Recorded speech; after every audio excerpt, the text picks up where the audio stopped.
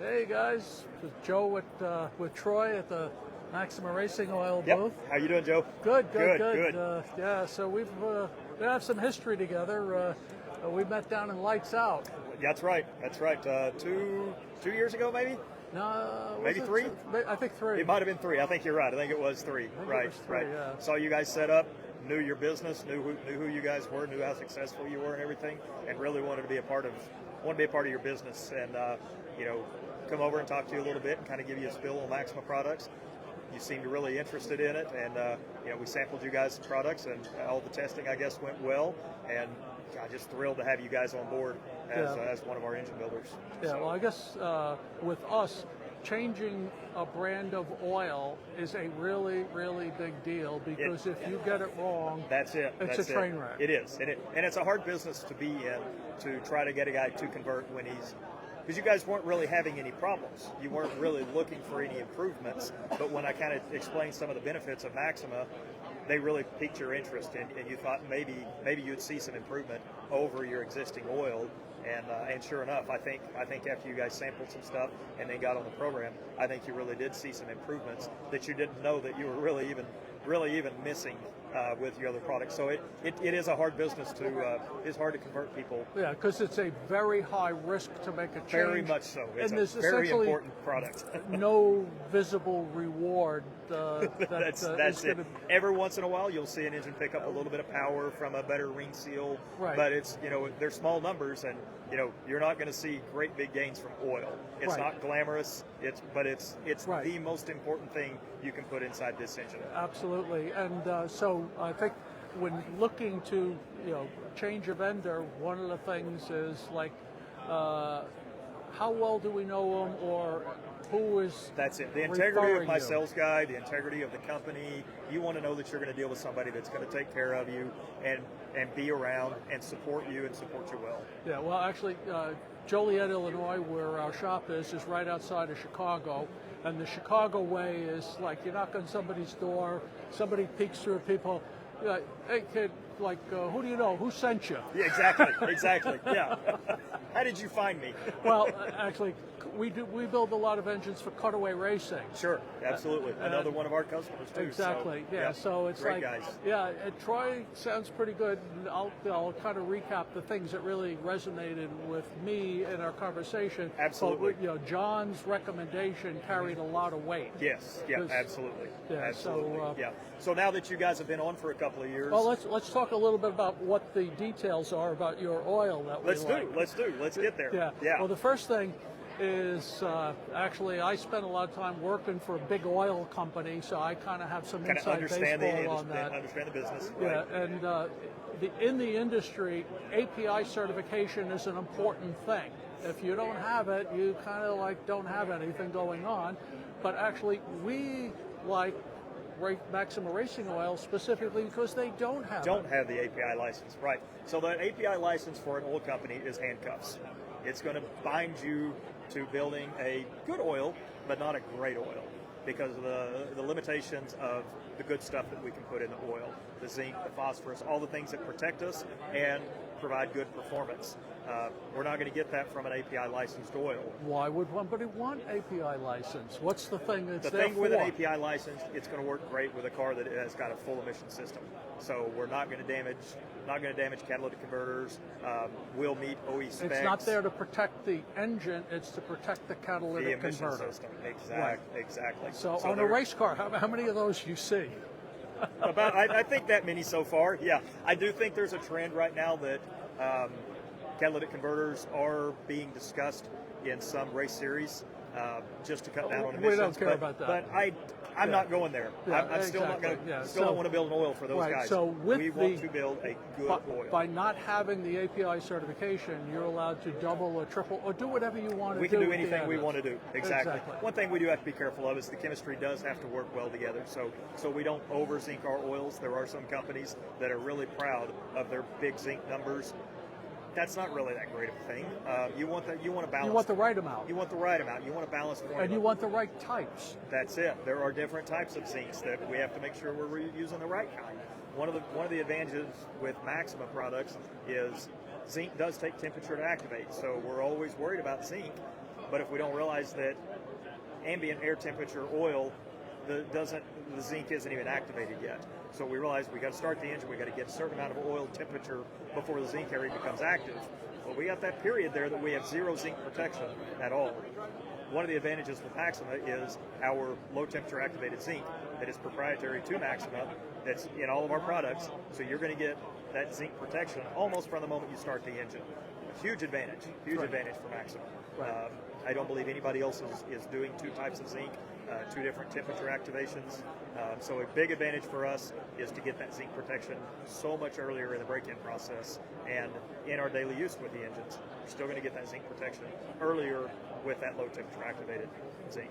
Right. So, yeah, and of just, course, just one of the many things that we do different. Yeah, the normal product that for doing your oil changes is not the same oil as we are putting in when we put it on the dyno. If you could tell people what the differences are. Right. So when we start on the dyno with a break-in oil, one of the things we fight right now is the diesel oils have always been, more or less rumored as a good break-in oil. They're really not. It's not a good break-in oil. You really need a specific break-in oil that has elevated levels of zinc, lowered levels of detergent, so we don't wash that zinc off of these surfaces because those are polar atoms. They do want to bond to that, so we don't want that detergent to wash all that protective salt layer off the crankshaft or any bearing journal, anything that we're trying to protect in the engine. Diesel oils do that. They are obviously high in detergents because of the nature of the world they live in.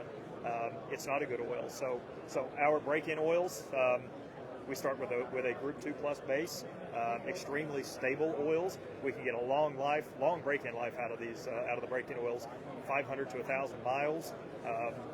Some of the other break-in oils, by the time the engine comes off the dyno, that oil is so dismantled and in such bad shape, you'd never send an engine out with that oil still in it. Yeah, well, we send them out empty. Yeah, but we do have the ability with this oil to take an engine that had 5 or 10 dyno pools, leave the oil in it, and let's go drive it 500 miles and finish that break-in cycle. We get a much longer lasting engine when we get a longer break-in cycle like that. And our oil lets you do that because of the good base oil. Right, yeah, and actually, it's kind of, and I was talking with your colleague, is how we machine the blocks is no longer the same as back in the old school days. Exactly, right. And what we're doing, for instance, on the CNC hone and putting the plateau on. Right, and now we're honing with diamonds these days instead of abrasives. Ring packages are much better. They're much lighter. So from an oil side, a lot of people don't think about this, but oil is very critical in ring seal. Mm-hmm. Ring seal is power. So a lot of people think you pick up power from an oil due to its lubricity. That's not where you pick it up. A lot of times we pick up power due to a better ring seal. We fight with this all the time because ring packages are getting lighter, the tensions are lightening up. It makes it harder to seal. The ring. New honing technology requires a little different processes, but that's one of the places that we shine is in ring seal. My background, I come from a race engine shop for 25 years. Over that 25 years, you run across just about every brand of oil at some point. You've used just about everything. And the last 10 years that I was in the shop, it was nothing but Maxima. From every race engine, every engine that we dynoed got Maxima break-in oil. And all of a sudden, these same engines that I had built, freshen up year after year after year, I knew exactly what they were going to make for power because, we just freshen them up, and I've got so much experience with these engines, I know what they're going to make for power. All of a sudden, when I switched to Maxima, I'm making 10 or 15 more horsepower. I didn't change the ring package. I didn't change the way I honed the block. I didn't change the camshaft. I didn't change anything. But the one thing that did change was we made better crankcase vacuum.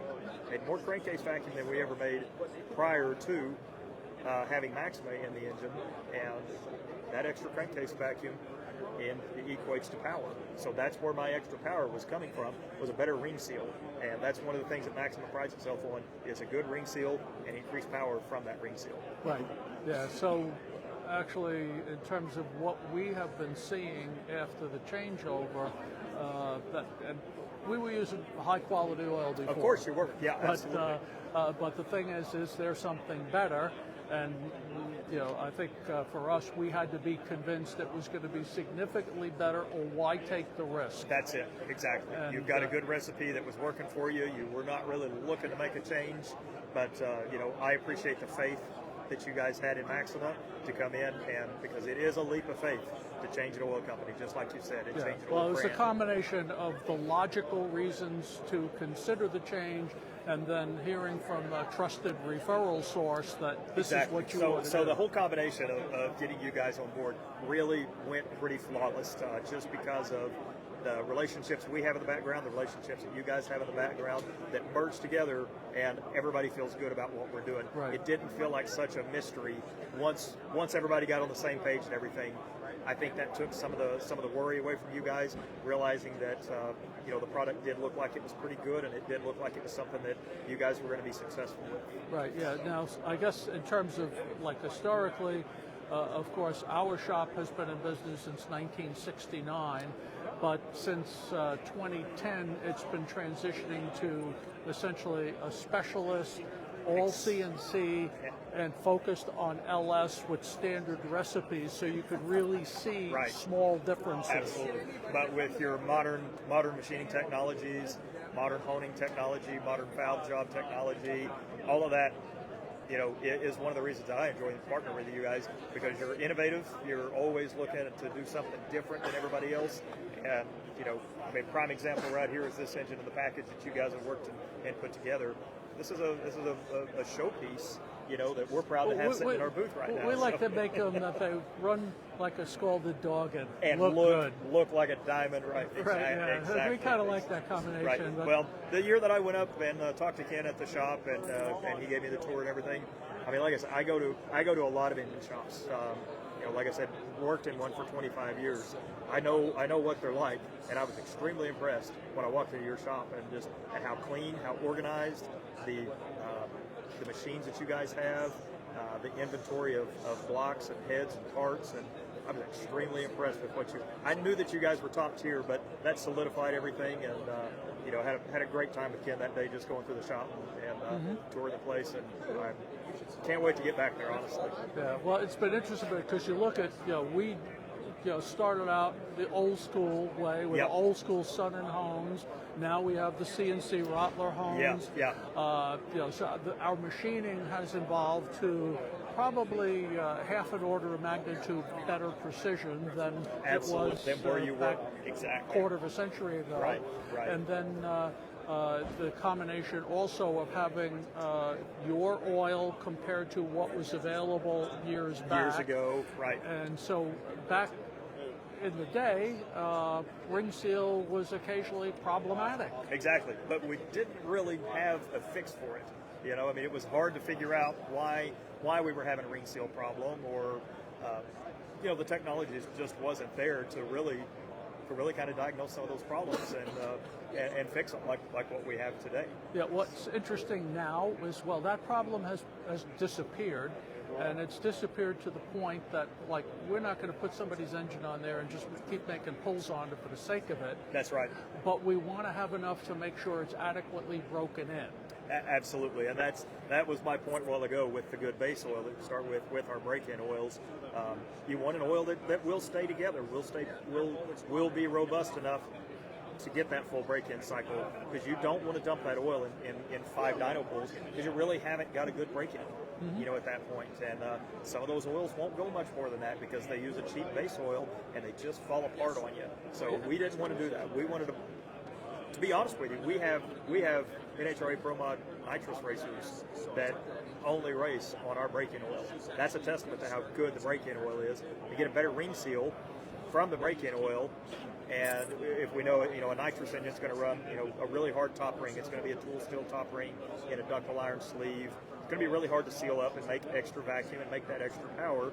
The break-in oil we'll supplement that and we'll make that ring seal better and get that top tool steel ring sealed better. So that's a good testament to the oil. That, these guys are out there making 3,000 horsepower and running up and down the track and putting 10 or 15 runs on our break-in oil and having really good success with it. So it's a very good testament to how good the break-in oil is. Well, it's an interesting thing that we see that we're doing now on our dynos is they're basically coming up to 100% performance so quickly. Yeah. That what we're doing is say, well, we need to make more poles, overlay the charts.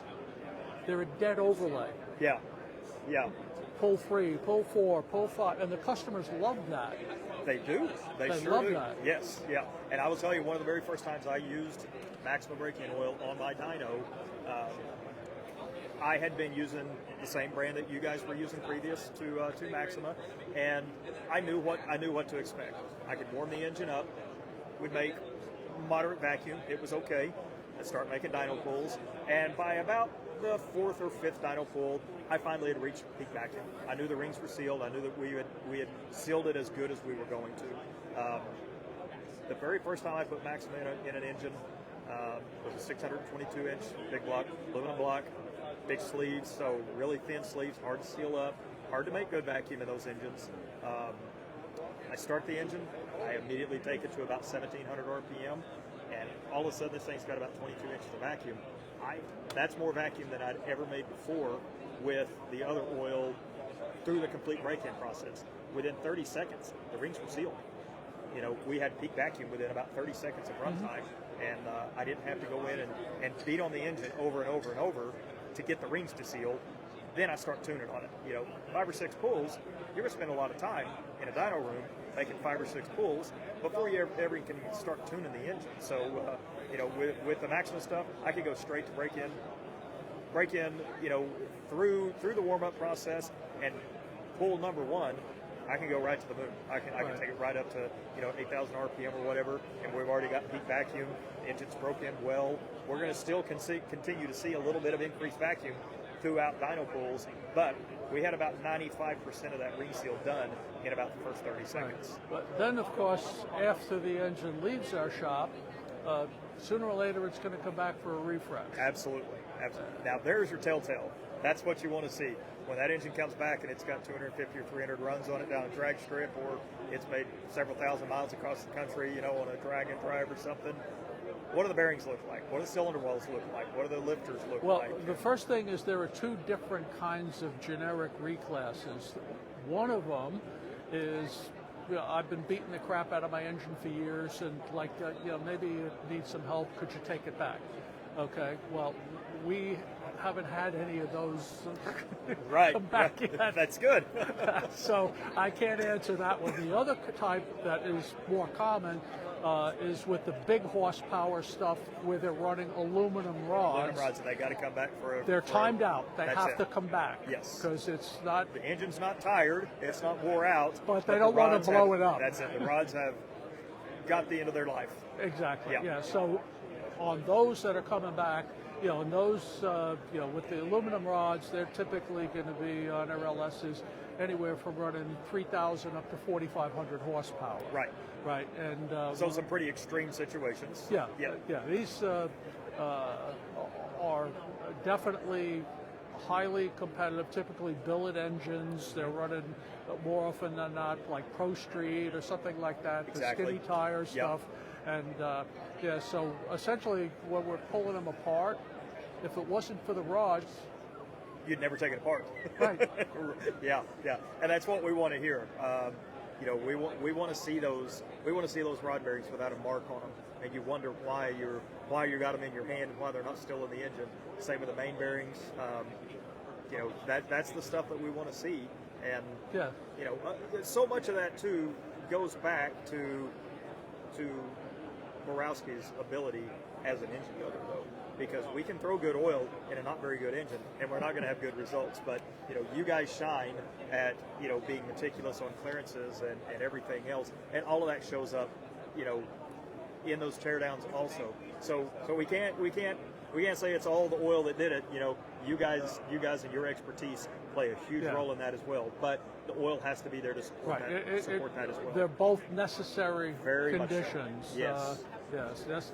So essentially, we have now done enough of these refreshes to know where what we to are. expect when you're taking them apart. Yeah. Yes, exactly. So, and any of the sealed crankcase engines, you know, we have trouble with those things trying to draw oil off of the wrist pins, out of the pin bores of the piston, and so sometimes we would see. We're going to be walking around here in a second. We're filming. Sometimes we would see, you know, galling in the pin bore, galling in the small end of the rod. Even with a DLC pin, sometimes we would see that. So one of the things that we work hard at is the esters in our full synthetic oils is attaching themselves well enough that the vacuum isn't going to suck that oil off of the wrist pin. And if it's a DLC coated pin, then our oil actually will attach itself better to a DLC coated surface, where DLC typically wants to shed oil, but we need a certain amount of it because maybe that DLC pin running in an uncoated pin bore, we still got to protect that pin bore. And our oils protect the pin bores and all the big ends and small ends of the rods just phenomenally. Okay, well, I think technically we've given the audience enough of why you think it's the best oil. Yep. And we agree with you. And why you agree with us. Right, exactly. So, nothing to argue about here. But anyway, let's talk about the F1X here. Let's do. Yeah, so... It's been a popular sight, you know, with customers walking through and everybody wanting to look at the engine. So it's definitely grabs your eye. Yeah. Well, I guess as we kind of mentioned, we're really big on not only does it perform, but we kind of like it to look really good too. Exactly. It's got to look good. Exactly. And if you know, I guess some people, you know, are more focused on you know, just performance, and we don't care what it looks like. We have a hard time. It's hard. If you're like me and the way I was in the engine business, I realized that this is an expensive engine. My customer is paying a premium price for this engine. If they pick it up and the block's not painted correctly, I have a problem with that because they're paying me good money for a perfect piece that looks good, runs good, and you know, obviously you spend a lot of time with details, and you guys obviously do too. I mean, just look at how clean it is. I mean, I love that you guys take pride in what you do, and what you send out the door has to look as good as it runs. Yeah. Well, this piece is the first one that we built of this type. We had built a previous version, a smaller one, with the ProCharger's new accessory drive. Okay. Yeah. And you know, and I guess one of the issues with ProChargers for us had been, number one, it requires a lot of fabrication. Right, so to get everything mounted and plumbed. Just like a turbo built. And then the other thing is we don't like a kind of Frankenstein look where you have like, you know, we're adding it on over here. Right, where it looks like it was an afterthought. Right, as opposed to, this is all from ProCharger. Yeah. It's all consistent. It's all well thought out. The bracketry is perfect. Everything fits. Right, lines up. Your pulley alignment, your belt alignment. Right. Is always So good. we liked it a lot. The first one we did was a D1X on our. It was a GM block that we used, a 6-liter block. 6-liter block. Okay. 6-liter block, and on that one with the D1X, essentially with the same poly and liquid air intercooler. That one did, what was that? I think 1063.